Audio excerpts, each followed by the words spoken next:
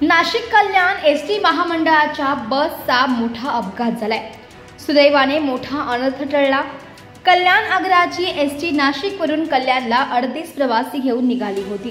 ST बसला light नसल्याची माहिती कल्याणचे डेपो मॅनेजरला चालकाने दिली। मात्र काही होणार नाही, तुम्ही बस घेऊन या असे फरमान अधिकाऱ्यांनी सोडले आणि बस चालक किसन जाधव यांनी 38 प्रवाशांनी भरलेली बस कल्याणच्या दिशेने घेऊन निघाले। नाशिक कल्याण दरम्यान 13 प्रवासी उतरले। उर्वरित 25 प्रवासी हे कल्याण रेल्वे स्टेशनला उतरले।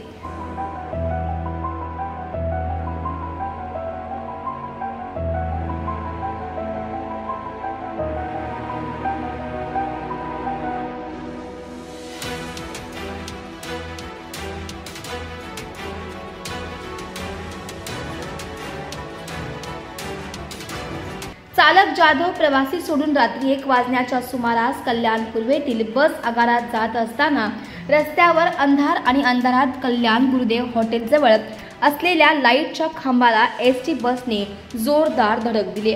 यात बसचा समोरील भागाचा चक्काचूर झालाय। सुदैवाने जाधव यांना कुठलीही दुखापत झाली नाही। या घटनेवरून नागरिकांमध्ये प्रचंड संताप व्यक्त होतोय।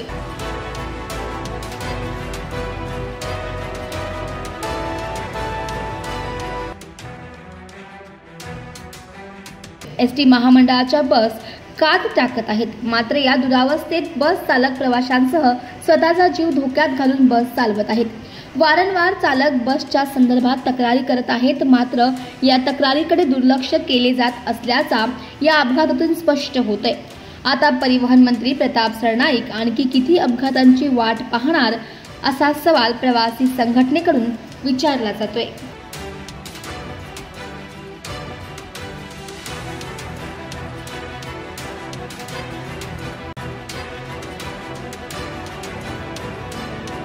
आहे म्हणून मी गाडी लांबून घेतली, म्हणून ती खांद्यावर गेली आणि पुढे लाईट मला दिसलंच नाही ना। गाडीला लाईट करून त्यांनी एका लाईटवर गाडी इथं आणली, एकाच लाईटवर आणली। त्या लाईटी वगैरे तुमचा प्रवास बनवून नाही दिले साहेबांनी? परिवहन वाले हे लोक काम करत नाही, फुकटचा पैसा कमवायचं काम आहे गव्हर्नमेंट। लाईट नाहीच आहे गाडीला, एकाच लाईटवर आणली। नाशिकवरून जुन्या गाड्यांना लाईट नाहीच आहे, फक्त नवीन ज्या 10 गाड्या त्यांनाच लाईट आहे। रात्री का गाडी चालवता मग तुम्ही लाईट नाही तर? रात्री आता ती ब्रेकडाऊन पडली उमराण्याला, ते त्याच्यामुळे लेट झाली ना यायला, टायर फुटून गेला होता।